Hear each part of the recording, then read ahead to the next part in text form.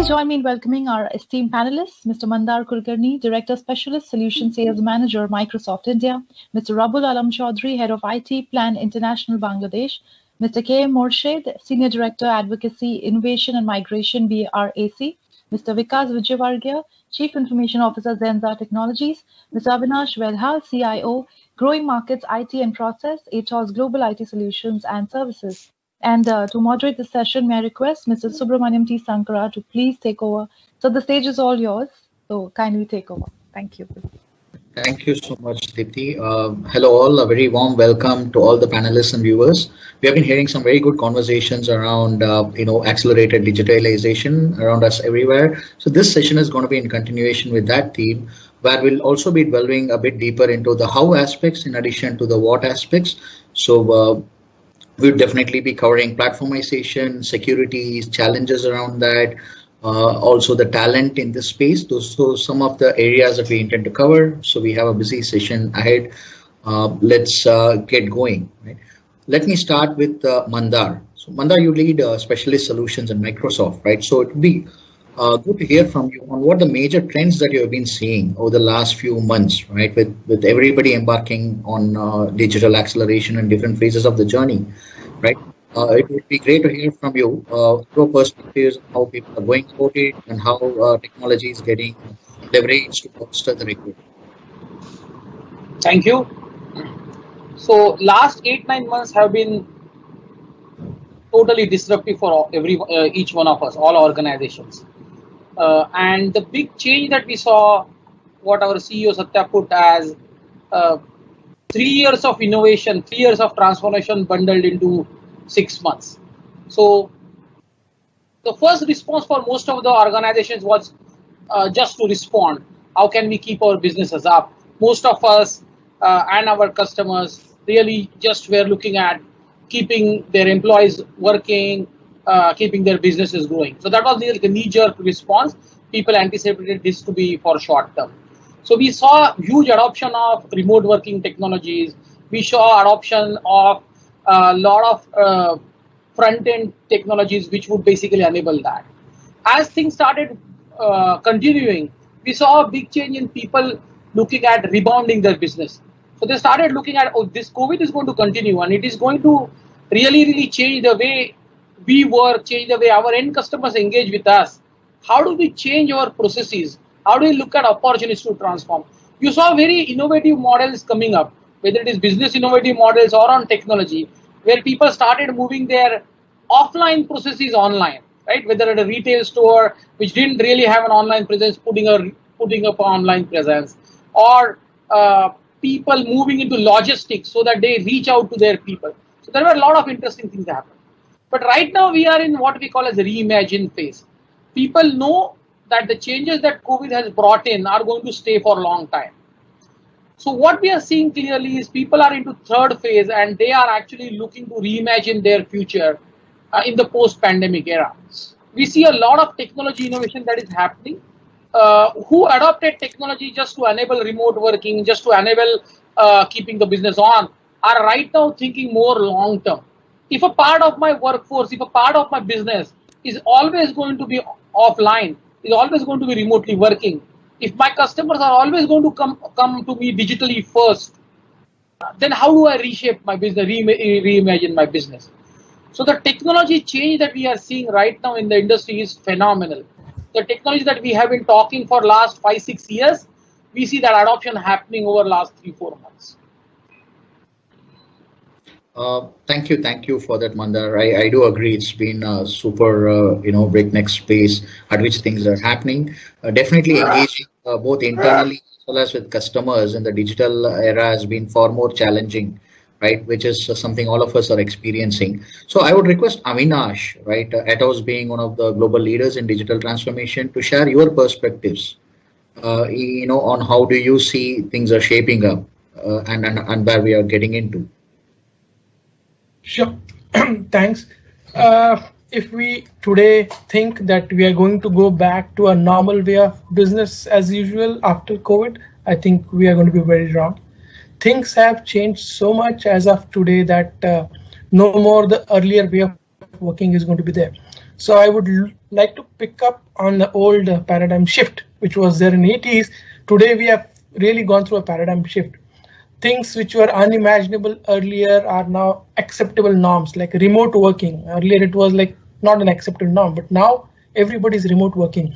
So the entire ecosystem has changed. It's not only individual or the leaders or the laggards of digitalization, but everybody has changed in this ecosystem. So have been forced to change because of COVID environment. Plus, in addition to that, there's a huge revenue pressure on companies to really relook at things what they're doing. So no more it's just okay to have a digital transformation strategy in place or actions in place. It is an essential must which you have in place. And we are going to the next phase, which is to be there where digitalization is the basic. Like in erstwhile days when we were implementing SAP, it was like few companies early adopters, but then later on SAP ERP has been a part of system now. So similarly, this digital transformation will be there, but we need to have a enterprise reimagination. So with this change ecosystems, we really need to have a look at what are business models, because they will undergo a change. You need to look at your offerings because they will change, because your customer segmentation is going to change. You need to work with the segmentations. You need to have a micro segmentation in your segmentation. So you need to look at that. You need to look at workforce optimization, look at your business processes. If this external environment has changed, how it has enabled our changing business process, how we collaborate internally, how we can be more productive. And workforce is going to be now anywhere, any place. So how are you going to enable all this stuff? Look at your sales channel. How are you going to enable it more and more? Because today boundaries are becoming less and less meaningful. You're going to boundary less opportunities coming up. So all this put together, woven together, you need to look at your enterprise experience and have to reimagine your business. So it's not only today, I wouldn't say technology oriented. Today it is people oriented or customer centric oriented. You need to be, instead of technology centric, need to be human centric portion where you look with human centric customer. What is he looking at? What experience is he looking at? What personalization you can offer? You need to look at your offerings, whether they are suiting it or they are not really missing the mark. How are you going to reach them through a sales channel? So all these processes, when you look at in terms of the digital ecosystem, you will have a reimagination happening there. Very well said, Avinash. In fact, I can absolutely relate to the human element that you are saying, because with overall general anxiety levels getting upwards for everybody, right? So every segment, including customers, employees, vendor ecosystem, everybody now needs far more sensitive as well as focused communication and outreach. I think that's going to be a key problem for all organizations to solve. Now let me get to Vikas, just extending this conversation, right? So one other danger here is, digitalization without a purpose or a bigger plan. So that can do more harm than good, right? So all the investments that's going in, especially if you're crunching 3 years work in 6 months, how do we ensure that is going to be more sustainable, value generating ecosystem, right? So that's where platformization and more scalable aspects of digitalizations coming. Right? It would be great to hear your thoughts, Vikas, on how do you think this can help people create more sustainable value out of all the investments they are making currently. Vikas, you will have to unmute yourself. Thank you. So tech companies today, have become one of the most innovative companies in today's generation. And what actually distinguish them is it's just a technology which is just not enabling only the only the back end part, but now today technology is actually enabling the business and the consumers for doing things faster and better. And that is exactly what is making them to drive to continuous innovation and adaptation. And the reason this is happening is because of this approach and strategy around platformization. The line between the tech companies and the core businesses is becoming thinner and thinner. I mean, Uber calls themselves as a tech company. Tech platforms are actually launching payments as a service. So some of these companies, and these are nothing but the technology platforms, and that's how they've grown. And that's how they have expanded the horizon. Today, it's not that, you can't just say that WhatsApp is used for only, the exchange of the messages, but today it is, you have a payment service as well. So some of these companies, and with this, some of these companies are actually yielding higher revenues, not only higher revenues, but as well as higher margins, because you have reduced so much of the transaction costs that it is actually giving wonders. So our entire strategy of the technology investments has to be towards modernization, which can take products to market 100 times faster than the peers. And that can be achieved only through that modular based platform approach on IT to actually do the businesses faster. And this will bring business technology process, this will bring businesses, process, technology, governance all together to operate like a service. Earlier, it was all disparate systems. Today, everything is connected through the platform based approach. And that's where the investments actually will go on in each and every organization. Today, technology is just not a back office operation. It's a huge, it is becoming a P&L show. No, absolutely. It's definitely not a back office anymore. Everybody will agree to that. Thank you so much, Vikas. In fact, we'll come back to you as we progress on to get into some more details around the areas that we discussed. Now, let me get views from Morshed, from the other side of the table, right? And how do you see all the promises that technologists have been making actually turn up on the ground? Specifically, given that the areas of your focus are unique around social, development, education, and reaching out to customer segments that are not easily accessible or digitally very evolved, how do you see you managing, this period? And is technology really helping you? Thank you. Actually, I was listening to this discussion with keen interest, where the discussions is from business side, why you need technology, what is the use of technology, how companies in business world are using it. For not-for-profit segment, the motivations are the same. Due to COVID, of course, the resources that available for this sector has gone down. Various development partners, donor countries have reduced their budget. This is one side of the story. The other side is the need for our services has gone up because due to COVID, lockdown, economic meltdown, however way you put it, people now need more services from organization like BRAC, which is right now probably world's largest development agency operating in 12 countries. So in this context, we had to do more with less. The proverbial business motto that all business houses uses, that we need to do more with less. Now, how do you do that? The idea is again, it's nothing new, nothing I would say novel about it. The best way to do it is to collaborate, reduce duplication, deliver services or do the division of labor based on specialization and so on. So if you look at within BRAC, for example, we have recently we have launched a product whereby our services associated with violence against women. This is something that globally has gone up during this lockdown. So we could not muster additional resources to tackle this accelerating problem. So what we have done a platform where all parts of BRAC can contribute in identifying, responding, and in some cases rehabilitating victims of violence against women. So similarly, in our program where we do education, now we are suspecting that this COVID will have an impact on school dropout.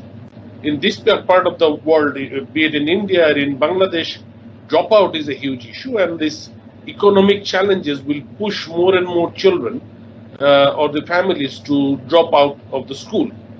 So we're now bringing in content provider for examinations and so on, who are already online, and bring them together so that we can expand our services without necessarily investing it all ourselves.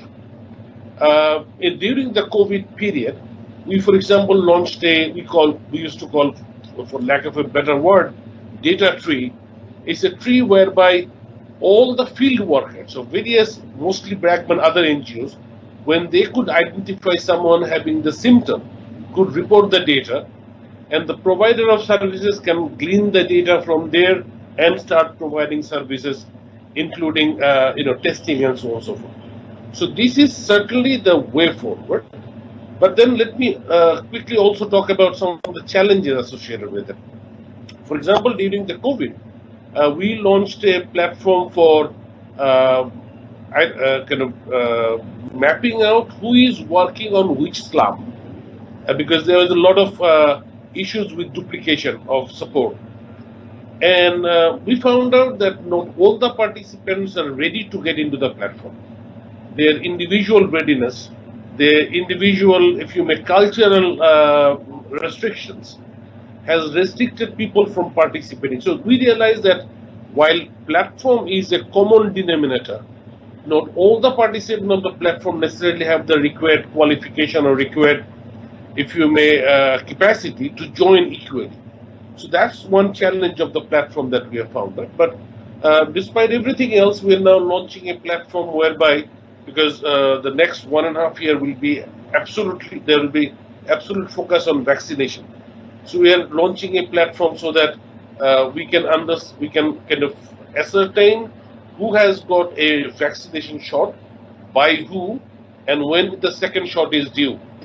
So this is a country of 160 million people, and this is a mammoth task, and we realize that without having a platform, you cannot, not a single agency can go and deliver it themselves. So platformization is, again, the motivation is the same, doing more with less, reducing the cost, and collaborating. This is the way forward, I have no doubt in my mind. But there are challenges, and I think we should not underplay the challenges when adopting to platform type technology, if you may. Thank you. This is excellent, Morshed. In fact, quite inspiring, stories, I would say, right? Harnessing technology, the use cases of such magnitude of social, development, is amazing. And the fact that you're able to manage it in such a short period speaks volumes about, what can be achieved if there is intent and focus, right? And absolutely, thanks for also touching upon the challenges. Of course, that's the reality as well out there. But this is an amazing, journey that you had achieved, right? And good luck with your next set of initiatives around vaccination. I think that's need of the hour. Extremely thought-provoking initiatives around platformization. Thank you for sharing, Morshed. And I'll now go to Mr. Rabiul Alam, who is in a very similar, environment focused on medical services, higher education. So it would be great to have your perspectives, Rabiul Alam, on how technology is being harnessed in your field. Hi everyone, thank you very much. First of all, I'm not really directly connected with the health and education, but definitely I'm in the backseat. But now with the COVID and all, the digital transformation and technology usage is always in the first priority. So Plan International always been keen into, embracing new technology. Innovation is basically a common word in our organization, because we believe that the global strategy, which we have 100 million regions, the strategy tells us that, by 2030, we should be able to make sure that 100 million girls globally will learn, lead, decide, and thrive. So to basically achieve that, very ambitious strategy, we are basically very much driven by the technology itself. Well, the whole world is basically trying to get used to with the technology and the new normal, and Plan is not basically exception to that. So recently we have really taken great advantage of the technology platform to reach to our field. You know that development organizations are pretty much depend on the field activities, and this COVID-19 has basically disrupted that. And we could basically be able to reach to our community through the virtual meetings and all with the help of technology. And well, challenges are there, and I think it will be there. But good thing is that, I mean, slowly but surely, we're trying to basically getting used to with this, I mean, new normal, so that we could basically reach to our field with the programs and project, and we could cater more. So specifically, recently, what we have done, like we introduced a virtual field visit, you know, like a virtual site visit. That is how we could basically reach to our community. Even the country visit is also being done through the virtual session, and this really went very successful. In a sense, I mean, normally when we go physically, we can only cover, you know, certain number of people and areas. And with the help of technology going virtually, it has given us the opportunity to reach wider audience, meaning that we could cover more offices, more communities, more villages. And that one of the great, I mean, advantage we are trying to materialize, because to deliver our health products, education, and so on. So altogether, I think this is a good start, and we are slowly trying to adapt with the technology to deliver our program so that we can reach our very ambitious strategy, that is 100 million region strategy by 2030, so that we can reach 100 million girls so that they can learn, lead, decide, and thrive. That's amazing to hear, Rabiul Alam. 100 million, women to be sufficient. That's a great goal, and all the best to achieve that. So just a quick follow up, right? One aspect of this story is also the huge gap we are seeing in digital talent, right? With all the changes, right? In terms of your initiative to support this huge community, are you also planning specific digital related skills building as part of your program? Exactly. Because, you know, we are very much, I mean, depend on our partners who are basically the frontiers in terms of delivering our programs. So capacity building for the partners and the community health workers and so on are basically key priorities of us. And glad to, I mean, say that, I mean, this is something which we are getting very good response. I wouldn't say that it's, going very well, but at least we didn't expect that much as much we are getting now. Because, I mean, the community people are more excited, and, you know, the penetration of internet with the smartphone in Bangladesh is quite high. So that's one of the, I mean, good thing. And the Digital Bangladesh initiative which you have is really helped us a lot to be connected and deliver our program to some extent. So altogether, I think we are going to go on track, but I think yet to go along, and it's a long journey, I guess. We'll have to embrace more technology and solution to deliver our program to the community to achieve our 2030 goal. Awesome. Thanks for sharing that. And, I think it's been really great to hear all these stories across the panel on what is possible, right, from customer engagement to workforce to social causes. I think it's the art of the possible seems infinite, right? So like we discussed at the start, I would like to spend the next few minutes on the how part of it, right? I'll start with you, Vikas, on how do you think, what would be your recommendations for organizations that starting or at some part of this journey? How should they look at it also in a sustainable manner, right? So the optimal benefit realization can happen. You might want to unmute yourself again. You will have to unmute. Yeah. Thank you. So identification and and how part is extremely important, because we don't want to end up doing a transformation because the buzzword digital is tagging along and everybody is embarking on the journey. So it's not that everybody has to start that journey. So my take is that it has to. There are a few things which you always have to keep in mind whenever you're doing the how part, especially with respect to this. Identification of the business problems which are going to be solved, the benefits which will come out of the whole change has to be measurable. So the measurable benefits have to be targeted. So unless we have that, I mean, then there's no point of having a complete transformation. And on top of all of this, a focus on the experience which your platform or is going to give. These are the key factors. And experience, everybody has to keep in mind, it is actually a very, very important aspect. Because when I talk about experience, if the experience actually brings the users, our customers, our end users, our consumers, they because of the experience they come back to the platform. Sometimes some benefits are tangible, some benefits are non-tangible, non-measurable, but this is one of those.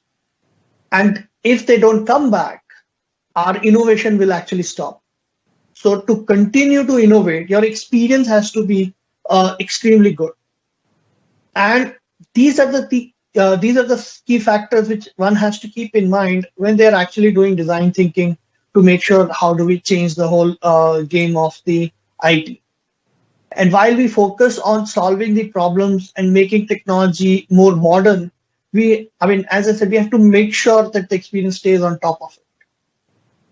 Just to give an example, when in any organization we hire people, right? And in normal scenarios, the person joins it even after the new norm of COVID. There will be still people who will be joining the organizations, and there are various activities which any person has joins in. There are various activities which any individual has to do it: submitting the papers, signing, scanning, going through the induction, going through the multiple sessions. So just imagine if everything is automated, all of this, and a person actually at the day of the joining has already done all of this.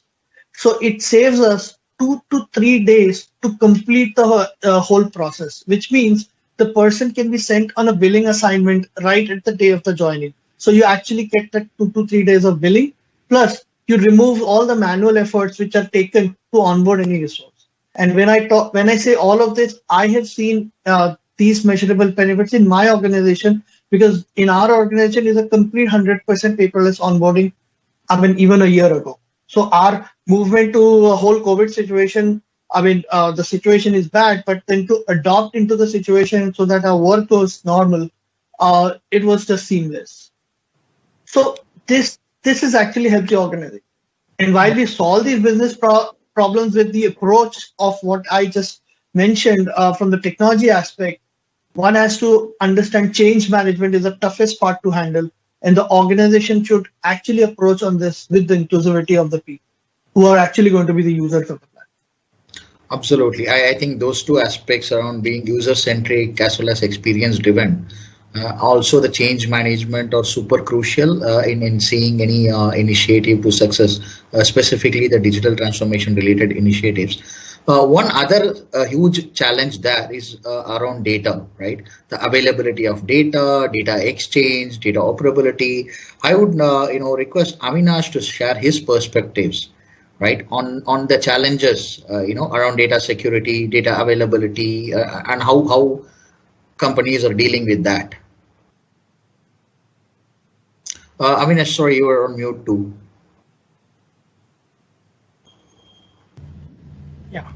So as of now, the big challenge in the platformization is you have various endpoints or points where you're collecting your information. So it can be from your partner supplier analytics, it may come from a customer analytics, it can come from your connected thing analytics, or from your business and operational analytics. All this information has to be analyzed and put into your algorithms and AI engines, and with data insights has to be built up. But today the challenge is twofold. One is on your data part, second is on talent. So talent is universal, which we are facing challenges which already Vikas mentioned. But in terms of data, how are you going to get your data consolidated? It has to be basically real time to make senses. It has to be extracted from all these various systems and has to be built into insights.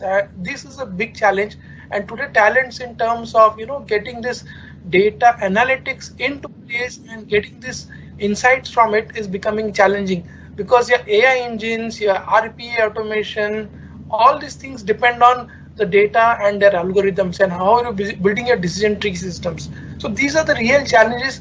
How do you handle this data? How do you analyze? And it requires a lot of analytics. You need a kind of a tool like Catonic, which is a startup has started, where it can enable collecting it from all the APIs and just make it available. They can make it available as a platform as a service where you can have a use case.